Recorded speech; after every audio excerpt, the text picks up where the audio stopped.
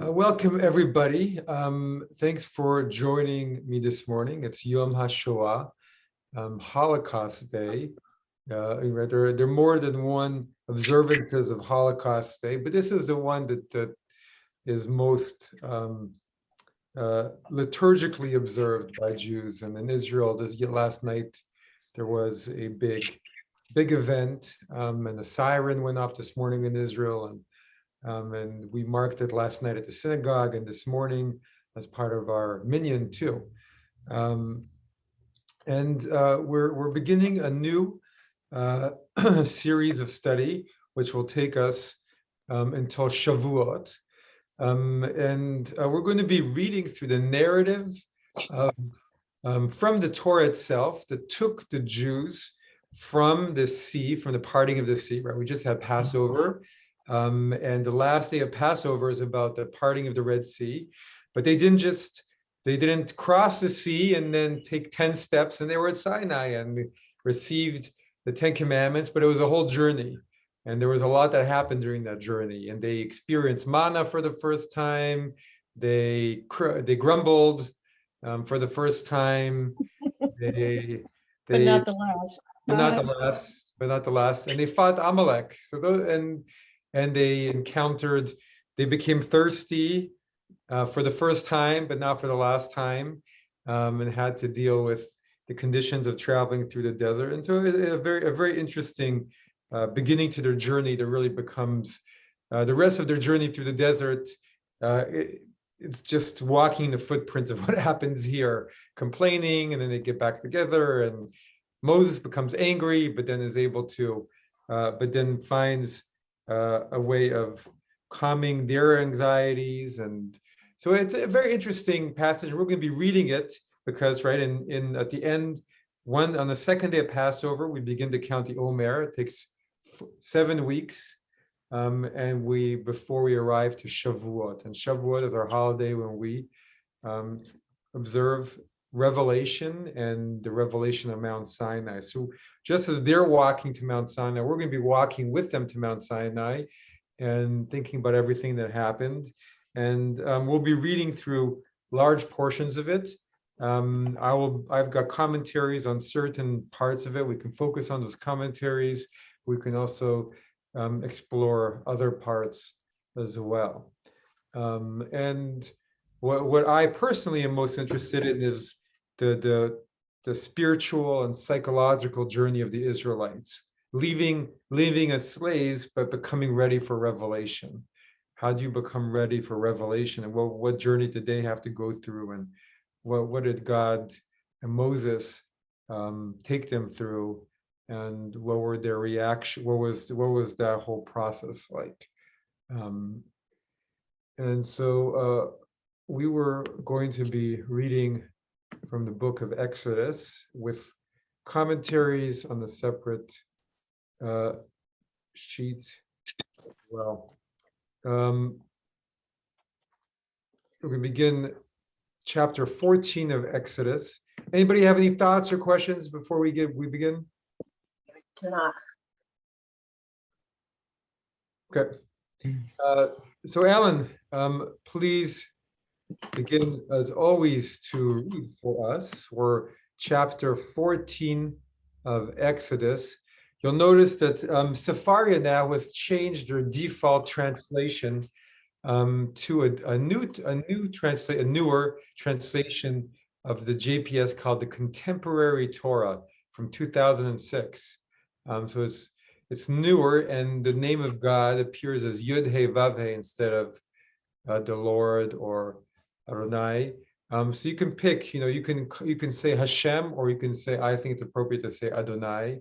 And when you say Yud He Vav He, when you read it, Alan, or if you want to get all biblical on us, you can say the Lord.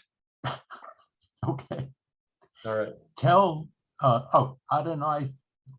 Adonai said to Moses, tell the Israelites to turn back and encamp before Pi Ha Hiroth, between Migdal and the sea, before Baal Zephon. You shall encamp facing it by the sea. Pharaoh will say of the Israelites, They are astray in the land. The wilderness has closed in on them. Then I will stiffen Pharaoh's heart, and he will pursue them, that I may gain glory through Pharaoh and all his host. And the Egyptians shall know that I am Adonai. And they did so. When the king of Egypt was told that the people had fled, Pharaoh and his courtiers had a change of heart about the people and said, "What is this we have done, releasing Israel from our service?" He ordered his chariot and took his force with him. He took 600 of his picked chariots and the rest of the chariots of Egypt, with officers in all of them. Adonai stiffened the heart of Pharaoh, king of Egypt, and he gave chase to the Israelites as the Israelites were departing defiantly. As the Israelites were departing defiantly, the Egyptians gave chase to them, and all the chariot horses of Pharaoh, his riders and his warriors, overtook them encamped by the sea near Pihahiroth before Baal Zephon. Okay, thanks. So we're going to stop here. Just wanted to give some context to the coming to the sea. To give a little bit more context, right? When the Israelites left, God, this is the one thing I want to focus in this passage, right? God took the Israelites a longer way out of Egypt so they would avoid getting into conflict. But here, we often don't focus on it, but this verse, I don't know if anybody caught this, right?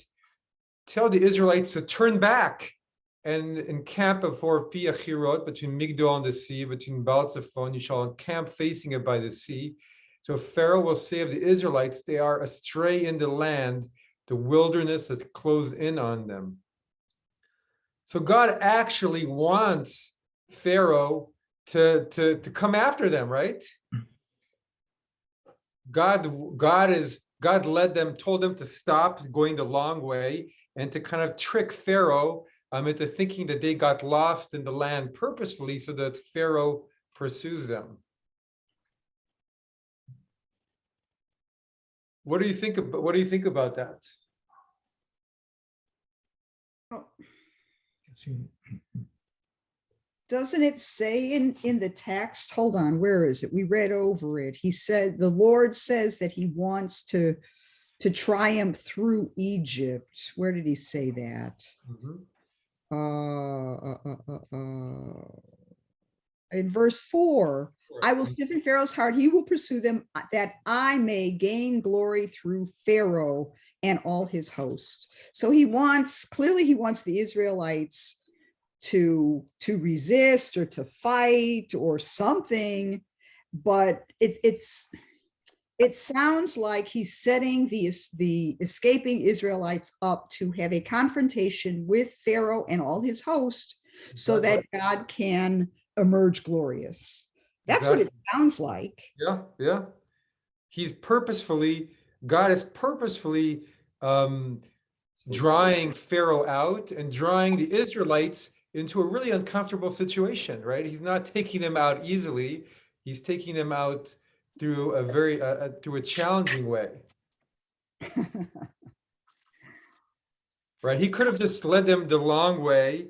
He could have also just parted the waters from the moment they arrived, right? But God did not choose to do that.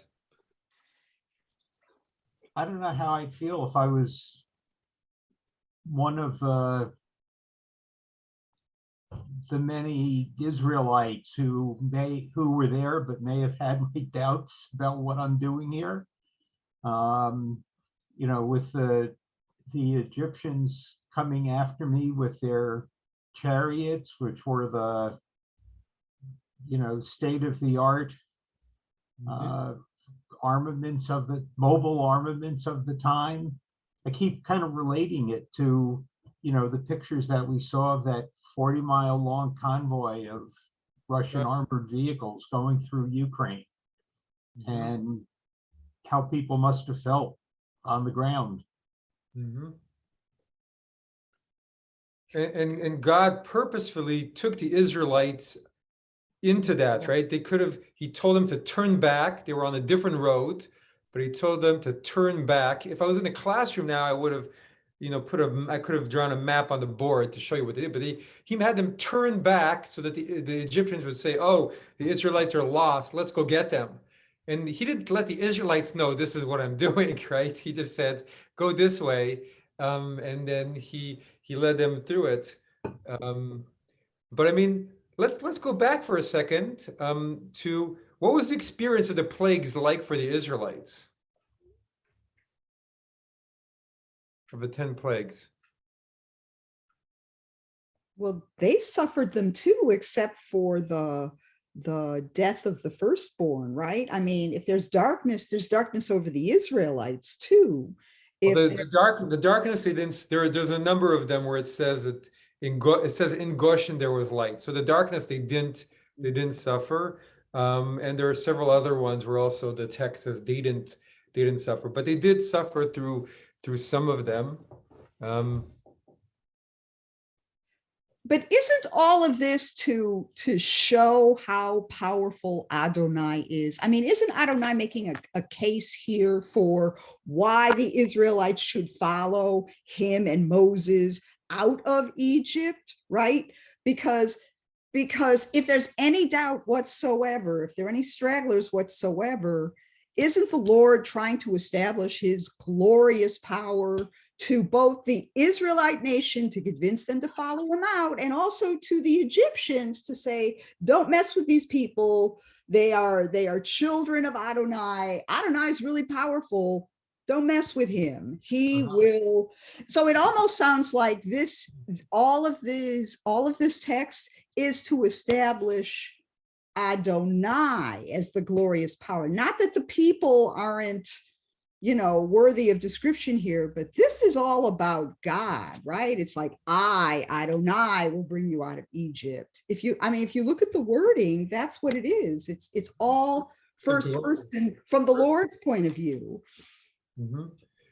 And so it's right. It's to both the Egyptians and the Israelites. And this is what God says from the very beginning of the plagues. I'm going to do this so that the Egyptians know, right? Pharaoh says, I do not know this God. Who is this God? So he gets to know who this God is. At the same time, the Israelites also they need to know who this God is. And this is, but one could make the case up until now, God has cushioned the Israelites a little bit from all of this, right? They were in Egypt. God protected them from the final few plagues. God was mainly focused on the Egyptians. But now God is taking them also. God is taking them through something. And that's going to be part of what we're going to see. The Israelites are starting to go through an experience where we don't really have much of a sense of what they're going through before. Alan, is that coming from your phone? Yeah, that was my phone. Sorry. Yours. So we don't really know much of what the Israelites are going through during the plagues. We hear whether the plague strikes them or not, but we hear the magicians, and we hear our Pharaoh, and we hear what they're going through. But now we're going to start to get a sense of what it was like to be an Israelite, at least in this very last of the miracles, because the narrative is now going to focus on the Israelites. So let's it's interesting. Why does God need to grow himself a vengeful personality at this point? Why does he have to look to everybody to be the vengeful God? What is the purpose of that? See, I see it more as God sees the hearts of the Israelites and know they're likely to turn away, and he has to. I don't see it as much as vengeance as fear and awe in the hearts of the Israelites. Now, if you're an Egyptian, it's terrible, and I've always had trouble with these passages because of that. But knowing that the Israelites need that fear and awe, well, that proved itself true, certainly. So God becomes political. I mean, in a certain sense, he needs to put a mask on himself. He needs to sort of have a pretense or a personality. And this is his personality, and it serves some purpose in the formation of the Jewish state. I think beautiful, and I think it's an aspect I wanted to focus on, which is not only the journey of the Israelites, but the different faces of God, right? The different faces of God through all of this. And I like how the way you put it. He had to put on this mask of a fearful God. I mean, it convinced, maybe to convince the Israelites, maybe to convince the Egyptians also. Don't go looking for those slaves. The slaves are not yours, right? After this, the Egyptians maybe learned a lesson too. Just before Pesach, I heard a podcast with Rabbi Meyer Soloveitchik,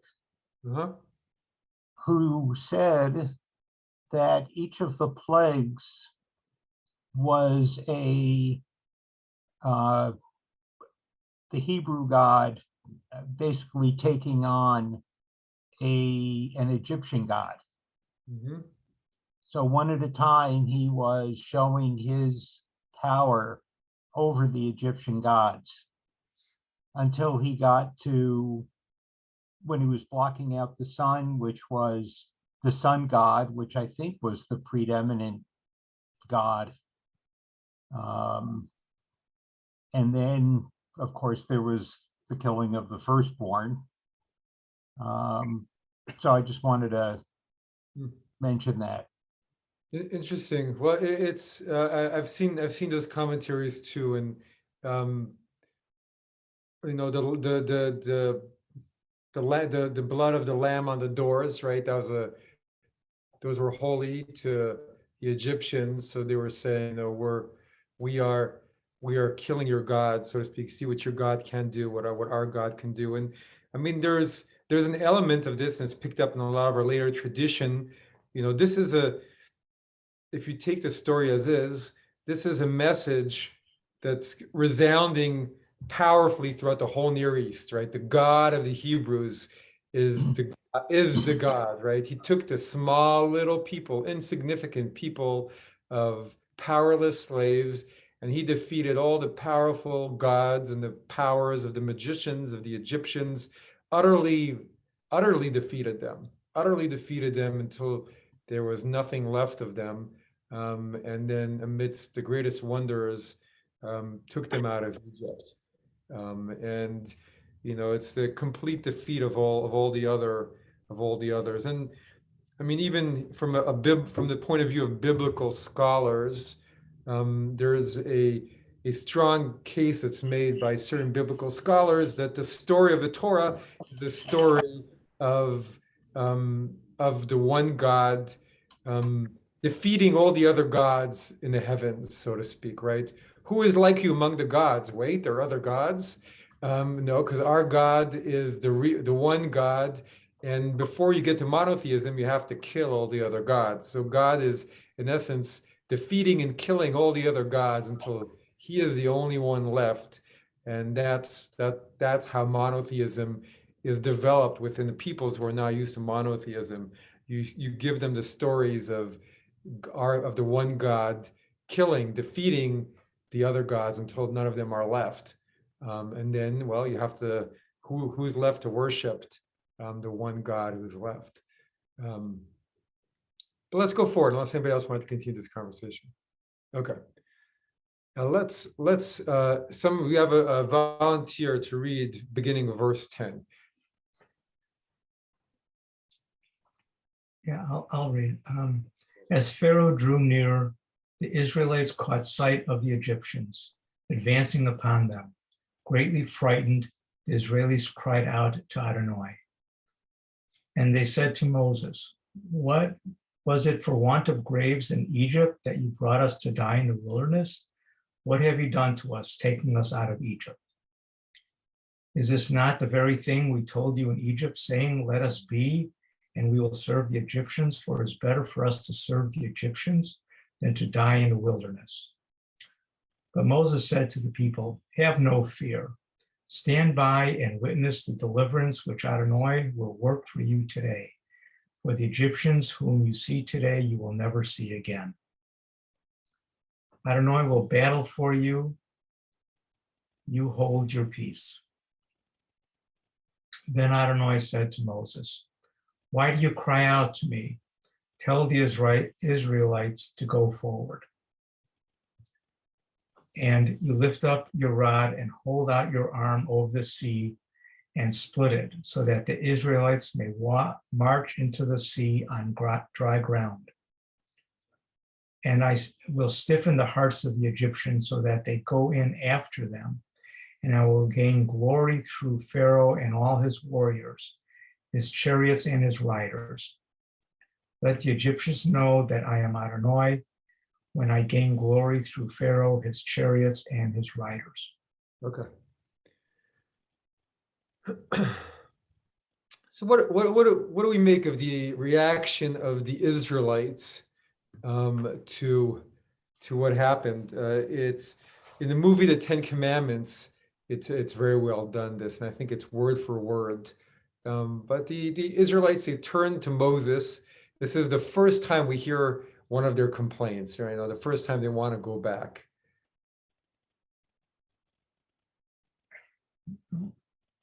I think that they would be very, very scared.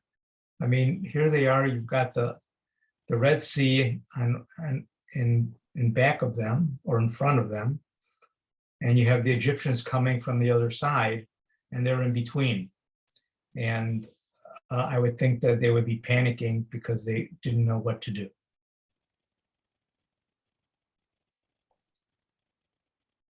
Anybody else? Did you judge the Israelites for suddenly turning on Moses? I don't judge the Israelites, but there's something odd here. There's something really odd here. If these people have been enslaved and they've been working as hard as the biblical text says that they were working, they should have wanted to leave. They should have wanted to run out of there if they really were suffering the way the text tells us that they were suffering. Because people who are working and laboring, like I'm thinking diamond workers in South Africa, they didn't want to be there. They wanted out, but they couldn't leave. They were structurally kept in those jobs. They couldn't leave. It doesn't seem to make sense. If you are really suffering under slavery, then the first chance that somebody offers you to get out, you would jump at. You would be a whole lot more involved in your own deliverance, I think, than this very scared, reluctant group of people are shown to be in this text. Something's not right there. But sometimes when things have been terrible for generations, you're mentally so unable to see that things will get better that you have a hard time making them get better. Yeah, I think it's hard failure. to be in your own deliverance if it's generational. I think in terms of one person over a lifetime, that's true. But I'm not sure if you're brought up for generations in instances that dire that it is true. But slavery in the United States, over 400 years, the American enslaved never stopped resisting and never stopped trying to escape. Same thing in South Africa. The diamond workers never stopped trying to change their situation, and they were always resisting. And people who are in an enslaved situation, that's what they do. They're always looking for deliverance. They're always looking for a way out. Even through the generations, they continue to do that. And that's why it just doesn't ring true to me that they would be. That's a good point. That's a good point. I'll have to rethink that.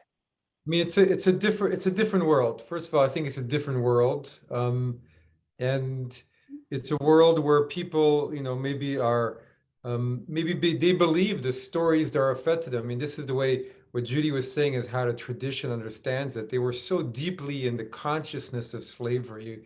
It was so all permeating them that they believed they were meant to be slaves. It was that they had no recourse.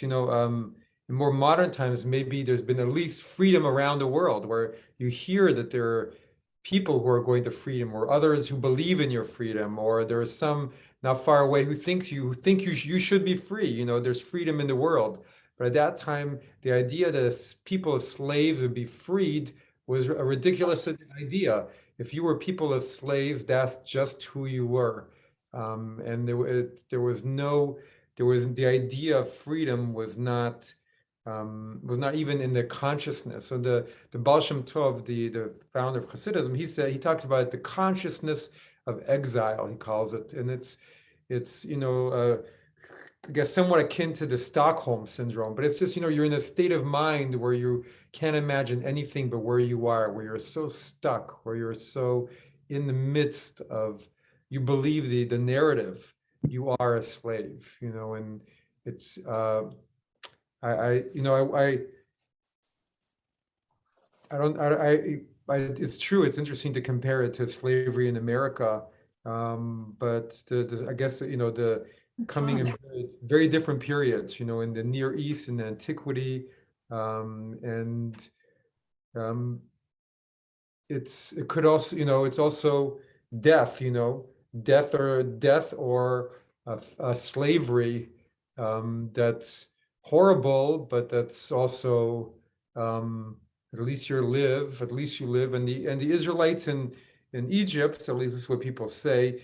I mean, they were slaves, but they had food, and they had places where they lived, and they had, I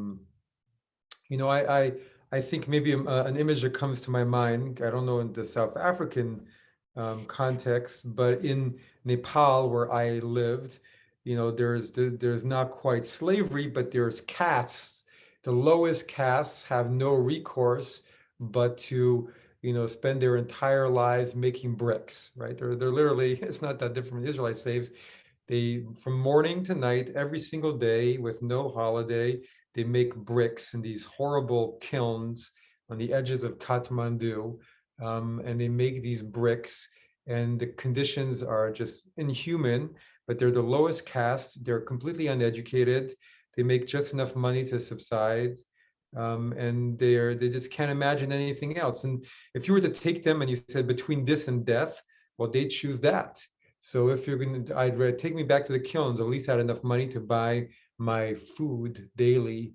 I'd rather go back to that than to die. So they're not, they're not, at least them, they're not physically slaves the way the Israelites were, but their slavery gave them food. Their slavery gave them a normal life. And if they left that, they were considered the lowest caste. There's nothing else they can do. There's no other work for them that's going to be any better than that in Nepal. I mean, it's horrible, but that's just their reality. And all the lowest castes in Nepal are the same. There's the stone people who what they do all day is they take big stones and they hit them with hammers until they become little stones. And their whole caste, that's all they do all day long, 12 hours a day. And a lot of them go blind. A lot of them have physical ailments, but they have no education, and they're just numb. They're completely numb to anything else. And that's all they know how to do. So that's just what they do generation to generation. So to me, maybe that's a better comparison of the type of slavery. I don't know. Rabbi, correct me if I'm wrong, but I kind of remember the very end of the story of Joseph. Mm-hmm.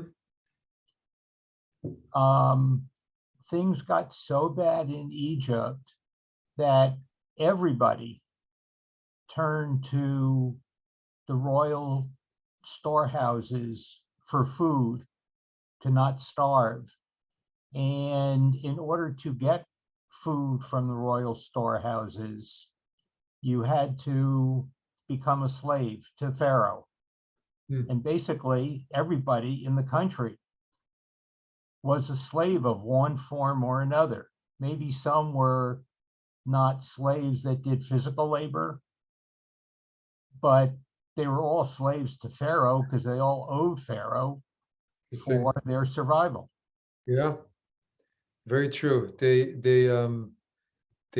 Joseph, when he became head over Egypt, when all the people surrounding them were parts of the Egyptians, they had no more food. To have access to the food, they became enslaved. And we don't know exactly what that means, but you're right. Right. It's a very interesting point. It was a common feature of that world, and you think of medieval times and the people who worked, the serfs, right? The servants of medieval times, and they were indebted to their lords to work the land. And that's the way the ultimate power was wielded by landowners and kings over their people. I think that's very helpful. And Nancy's question was very productive of discussion of the different of forms of servitude in their context. And I think we put this in a broader context of the whole story. I mean, just the book of Exodus and all the murmurings one after another. This is the people that we're stuck with. These are if we identify ourselves as children of Israel, then these are the people. They start right there with that. I always thought of it as a very sarcastic Jewish joke. I think it does have that side. Weren't there enough graves in Egypt that you sent us out here? But then we have the series of murmurings throughout. So these are the people. They're going to murmur and murmur. They're disoriented. They're weak. They're not some super characters in a Leon Uris novel. They're just a bunch of people, and they have been offered a different form of servitude in a way, and we hope that it turns out well, to a higher principle. But it's not evident to them. Thank you. I think it's really helpful comment too. Let's. Hi, can I make a couple comments? Sure, go ahead. So when you're enslaved, and this is true for people who are in the ghettos here, even in the US, you get what called learned helplessness, which, people have kind of already referred to. And people just don't have the skill sets.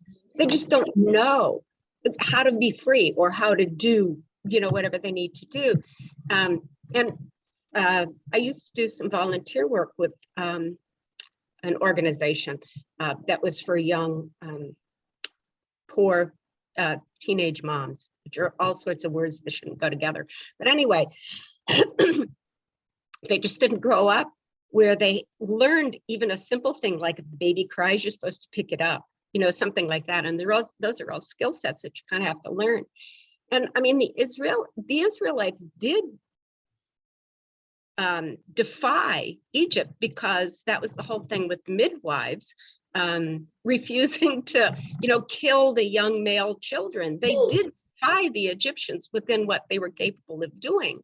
But the other aspect, when I'm reading this, I'm picturing, a people who have no weapons, who have no training in warfare, and the entire Egyptian army is sitting there arrayed against them. And there are all these stories about, how fearful and how powerful they are. And you're literally looking at a slaughter.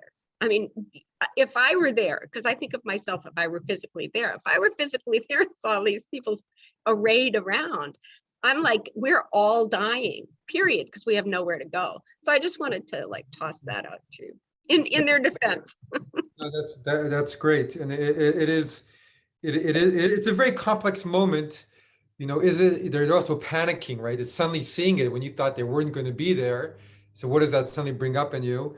And like you said, they don't know anything. And then there's this in the midst of it, this really interesting back and forth, right? Where Moses responds to them. He doesn't tell them off at first, right? He just says, God is going to take you out. But then at the end, he says, hold your peace, which is a polite way of saying, shut up, right? He said, and then God says to Moses, why are you yelling at me? You know, so it's really like, what is going on here? So I wanted to bring some commentaries to see what does God think of the Israelites? What does Moses think of the Israelites? What is going on here? And what did the commentator think is happening? So Judy, do you mind reading for us? First, we're going to go through to Rashi. And they cried. Rashi. And they cried. They took to hand the handicrafts of their fathers. They had recourse to prayer as their fathers had always done in times of trouble. In the case of Abraham, it is said, and Abraham went to the place where he had stood in prayer. In the case of Isaac, he went out toward evening to pray. In the case of Jacob, he prayed to the omnipresent God. Okay, thank you. A little comment by Rashi, but it's actually incredibly interesting. This might be the first moment the Israelites have ever prayed together, right? Before it's been individuals. And it's a very charitable read by Rashi that when they cried out, and they cried out, whether for want of graves, that he interprets that as prayer. That's kind of a really nice read of the Israelites. Because when you read that, we're saying that's a sarcastic, you know, they're turning to Moses, but Rashi is reading that as prayer. Can you just tell me the verse? I'm sorry, where the verse that Rashi's commenting on. And they cried, v'yitzaku. Let's see. No, yeah. Can you see me changing now between the screens, or are you still on the Word document? No, still on the word. You have Rashi. On the Word document. Okay. So when I change screens, you can't always see what I'm doing. So let's see.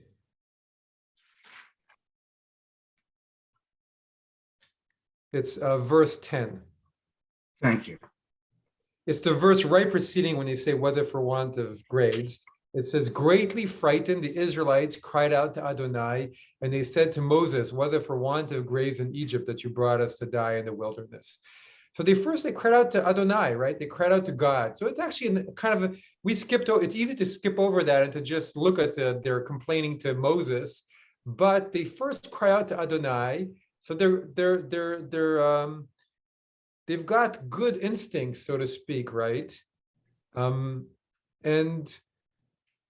it's actually an amazing moment. This is their first time where they cry out to God, right? They prayed out to their God, the God who took them out of Egypt. They cry out to him, but then they still can't help themselves to turn to Moses and say, you know, why did you lead us here? But they still do cry out to Adonai, and that could be in their favor. Rashi obviously reads this in a very positive way, because he's reading this as a moment of, you know, those three moments that he's reading about, you know, Isaac and Jacob. This is the moment that creates the Amidah, right? That creates the standing prayer in Israel, in Judaism. So this is a very powerful moment for Rashi.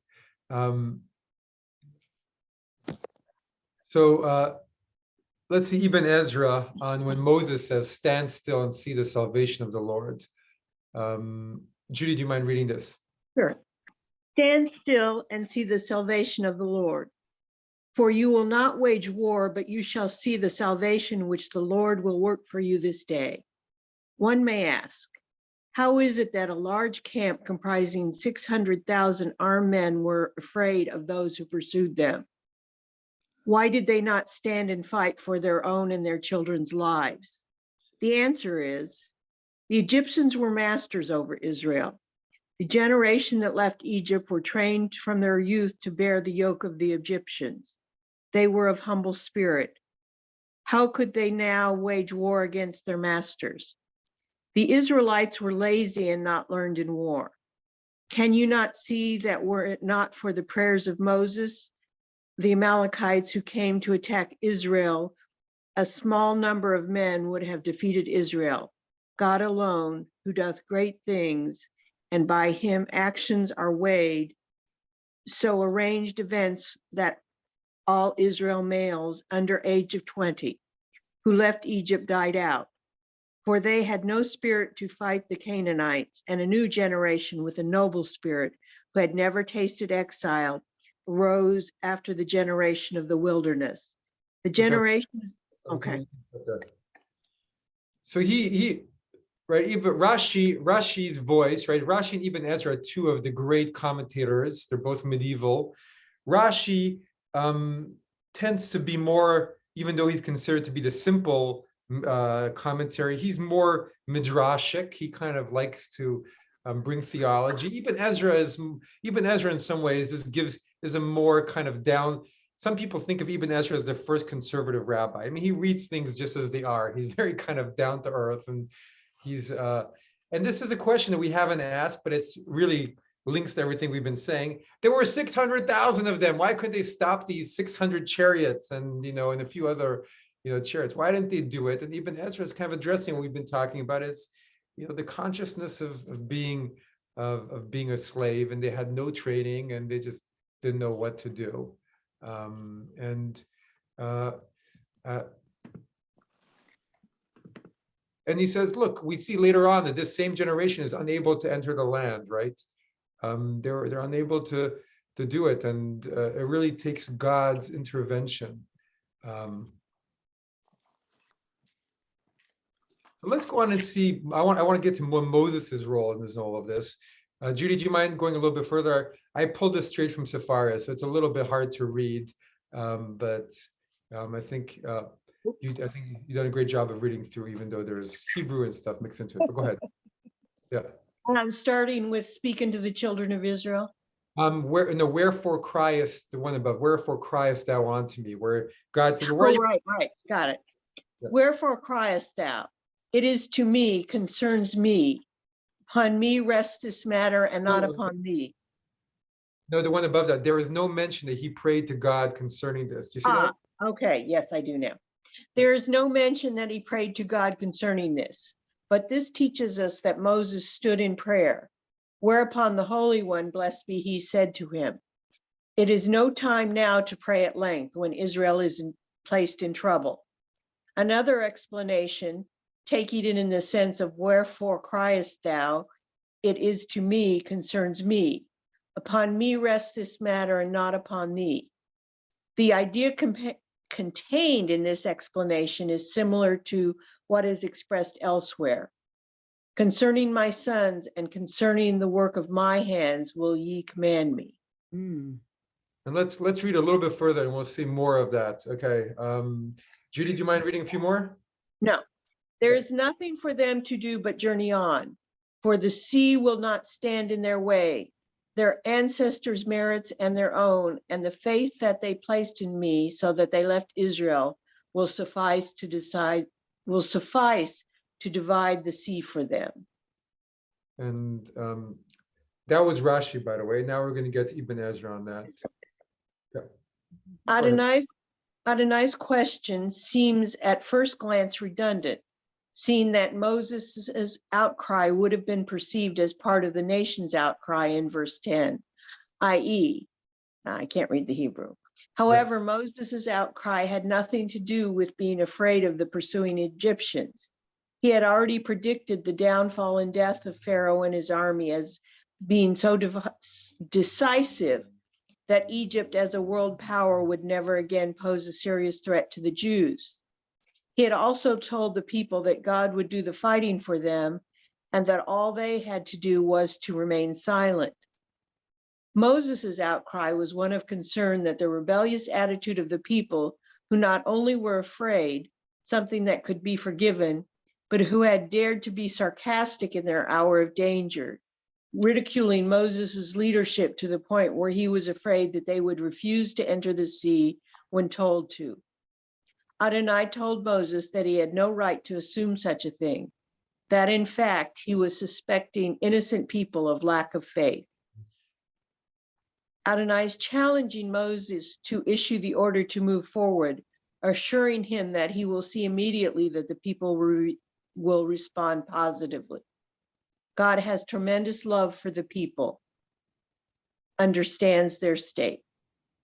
So kind of interesting, right? This whole interchange where, so what is, because what we're talking about is how do we see the people? Do we see them as a people with courage or not with courage, as a people who are, how do we see them? But from these commentaries, we see that the commentators see in God's rebuke of Moses like God is very understanding at this point of the people. God does not judging the people for their sarcastic attitudes, right? God is not angry at the people for saying, was it for want of grave? Moses is like, don't, why are you challenging me? But God is, at this point, is compassionate. He understands the people being afraid. I think that, in some ways, I see the people as having a lack of imagination about their situation and how they can get out of it. So, I think in that respect, God's Rahmanas for them is correct. Yeah, what they've just been through, right? What they've just been through, to expect them at this moment to go and fight the Egyptians, and they don't know how to fight, and and to expect them to go and, I don't want to draw any too many parallels, but imagine if you're, Yom HaShoah, you've been liberated, you're in the DP camp, and suddenly you hear the Nazis are in fact coming back and are winning the war and are coming towards your DP camp. I mean, imagine what that would do psychologically to you. It would be just like your worst nightmare coming alive, right? This is really, and also maybe God's Rahmanas is that he did this to them, right? He told them to go back, and he hardened Pharaoh's heart to go after them. So, God has Rahmanas on the people because he's the one who did it to them, and Moses knows that God is the one who led them to this experience. So maybe it leads us also to, okay, what does God want of the Israelites? What is God trying to take them through too? God does have an upper hand. I mean, he's got, 600,000 men, and then there are the women and kids on top of that. Yeah. And they're afraid, and their fear, you could imagine 2 billion people feeding on one another and their emotions, and how bad that must be. When God's there saying, but I know what I was able to do to Pharaoh and the Egyptians and harden their hearts. I can change their attitude and get them moving in the right direction. But, he obviously didn't want to, or not obviously, but he didn't tip his hand to Moses to say, don't worry, I'll take care of it. I'll get them all moving. You just lead. Well, but God had already performed all these the miraculous plagues, and I think if I had been there, I would follow God's command blindly after seeing all the miracles that he was able to perform. Isn't this all just a test of faith? I mean, the Lord tested Moses at the burning bush, right? Now the Lord is testing Moses' ability to lead the people, and he's testing the people's faith. And the people's faith is iffy here, right? Because they don't really have a whole lot to base their faith on. And I think it's remarkable that Moses actually does get these people out of Egypt and across the Red Sea, because they don't want to go, they don't want to trust, they don't want to leave. There's a lot of resistance here, and with good reason, right? We've already talked about all the good reasons why the people have not to trust, okay? But ultimately, they do. Isn't that the miracle here? Because if you don't have faith in your God, how are you going to build a nation? How are you going to build Judaism? How are you going to liberate yourself if you don't have faith in your liberator? I mean, I see everybody here being tested. Okay, not just the Egyptians, but the people themselves are being tested. And the ones that fail are the ones that are left to die in the wilderness after 20 years, right? Because they didn't completely pass the test of faith. They still had doubts once they got to the Red Sea. They still had doubts once they crossed over. They still had doubts coming to Sinai. They still had doubts while Moses is up on Sinai, right? I mean, they're every step of the way. It's a test of faith, and people are failing left and right. So it's hard to watch. This is hard to watch. Beautiful. And I think both you, Bonnie, and you, Nancy, talked about how, well, there is reason to not have faith, but there is reason to have faith. You saw the plagues. You know this God is powerful. He got you out of Egypt. And so this is all engineered by God, right? God engineers this moment completely, right? The whole thing is engineered by hardening Pharaoh's heart, by taking them to the sea instead of taking them the other way. Everything is engineered for this moment. God has compassion on the people. Maybe he, and maybe just to add to the failure, also that there's a lot of failure, but there's also moments of incredible beauty, right? Moments of where they do come through, right? It's kind of like they fail, but they also accept the Torah. They fail, but they also cross the sea. They fail, but they also sing the song of the sea. They call into questions Moses' leadership, but they also walk through with him. It's beautiful, and it's what kind of makes it alive, in some ways. Instead of it being mythic, it makes it feel alive and real because it speaks to people where people are at. I don't. Go ahead. Where does Nachshon, who was the first one who walked into the Red Sea? I mean, it's not part of the Torah. It's not part of the Torah. So, where does that come in? Because he, basically he's the first one who goes in and gets wet, and then and other people follow him. So beautiful. So we can read a few more verses, and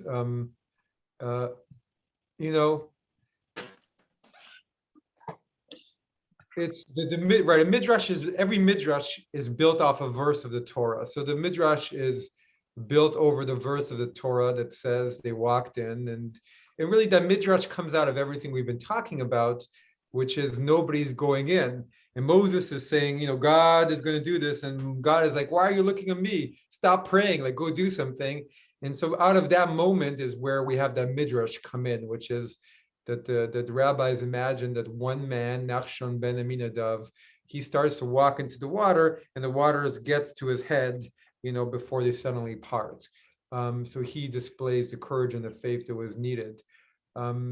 So I don't think we have time to quite read through the Hebrew. We'll read it more again because I do want to get into in depth the experience of crossing and keeping in mind everything we've been talking about, this moment of faith, this engineered moment of test of faith.